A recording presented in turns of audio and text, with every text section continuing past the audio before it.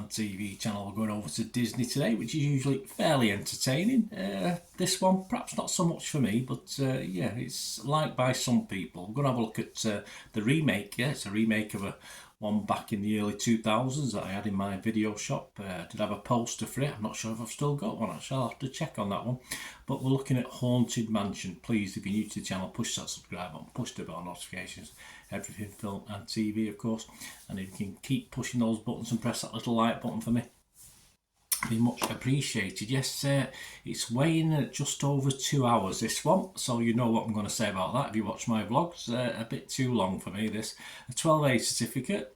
Okay, a supernatural horror comedy directed by Justin Simien from a screenplay by Katie Dippold, and it stars Lakeith Stanfield, Tiffany Haddish, Chase W. Dillon, Owen Wilson, Danny DeVito, Rosario Dawson, Dan Levy, Jamie Lee Curtis and Jared Leto. Yes, a cacophony of talent there.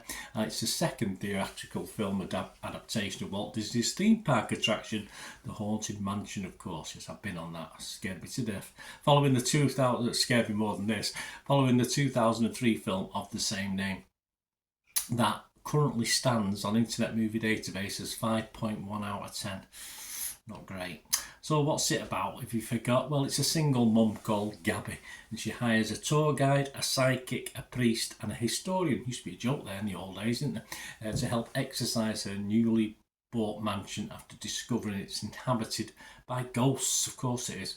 Rotten Tomatoes audience, they quite like it. 4.3 out of 5. They're averaging 85% positivity. We'll go for that. Internet Movie Database isn't too bad. 6.3 out of 10, so a lot better than 5.1. 6.3 out of 10 based on 2.8k scores and reviews. This is released in the US and worldwide on or around July the 28th by Walt Disney, of course.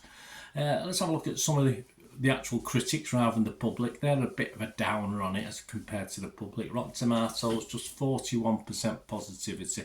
That's 164 critics. A rating of 5.4 out of 10, so not great. I like to see a 6 out of 10, don't we? 68 fresh and 96 rotten. The consensus: Haunted Mansion's talented cast makes the movie a pleasant enough destination, although it's neither scary nor funny enough to wholeheartedly recommend. Yep, could have wrote it myself.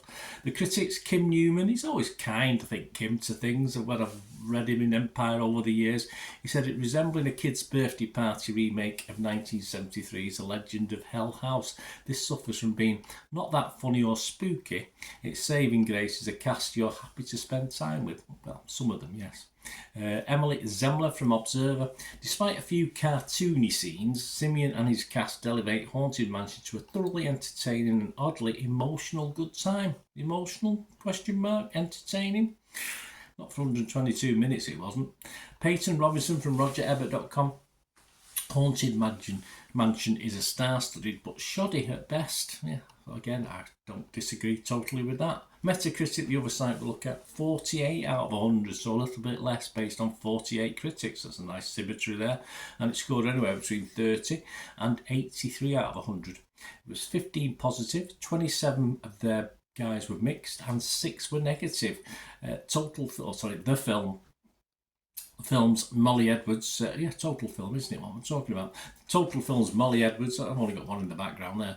Family friendly, spooky fun with surprising emotional heft and an ensemble cast clearly having a ball. Well, Molly, I do always worry when the cast appear to be enjoying it a little bit more than perhaps the audience. The Telegraph's Robbie Collins said this spooky theme park spin-off has its moments, but the plot is creakier than the floorboards, and why is it over 2 hours long? I asked that question myself, Robbie. 80 minutes, you might have a passable ride, but not at 2 hours, 2 minutes, I'm sorry. Alright, take the credits out, 1 hour and 50, something like that. Right, my thoughts, guys. I think you can probably gauge from my little comments added to what's already gone. Supernatural horror.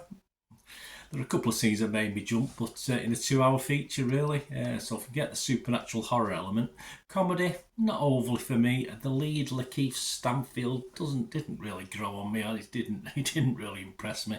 I've not seen him in that much, of course. Did it make me at least smile at the antics on screen? Not very much, unfortunately. Owen Wilson just plods along. It is a little tiring, in fairness.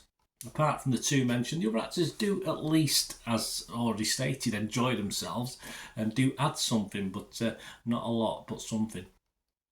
This is, for me, even though it only scored 5.1, I thought the Eddie Murphy version was much better than this, and that wasn't great. This one just doesn't know how to finish, when to finish and how to finish. It just goes on and on and on. There are okay bits, of course, yeah. I'm not going to be a total down on it. Production values are pretty good. And some of the action scenes did keep me interested. Quite good fun, some of the action scenes. As a family film at home, we can sort of leave the kids and the sprogs to do the things. You can go about your business. The kids can play other things and latch onto it, exciting bits. But happily, as a cinema experience, it doesn't. You may struggle to stay awake at times. Certainly as an adult, and I think some of the kids will get a little bit bored. But yeah, it's a 12A, so be careful taking younger kids to it. But at home, as a 5 by 25 minute series, it might have worked. It might have been okay, this. But as one big 2-hour plus movie, a little bit tiring for me. Not a disaster. Nothing clever about this update. I'd rather watch the original and Eddie Murphy and the wonderful Marsha Thomason, who starred in that. Or even The Frighteners. Remember that with Michael J. Fox? That's one of my favourite sort of that people pass over, but that was one of my favourite films back in time. Or isn't there a Muppet version of the Haunted Mansion as well? I'll have to dig that one up, I think. But I'd rather watch those. My scores: Rotten Tomatoes, I'd have to go rotten. Metacritic, I'd go mixed on this one. I'd go mixed because, as I say, there's bits and pieces I liked. And I'm going to give it a score. As I say, if anything less than 5, I don't bother. But I will give this a score. Only because of, I think, as we mentioned a couple of times now, I think some of the cast enjoyed it. And I enjoyed watching people like Danny DeVito. I just do. Rosario Dawson. Forget the two I mentioned earlier, but yeah, there's certain characters I just like watching. The young lad was fine. I forget his name now, but the young lad was fine as well in this. So I've got to give it a 5.5 out of 10. So not a total disaster, but not my prime watchable score of 6 out of 10, of course. So I'll score it 5.5 out of 10. Let me know what you think, guys. It'd be great to hear from you. Until we meet again, that's one thing. Noah, please stay safe, everyone.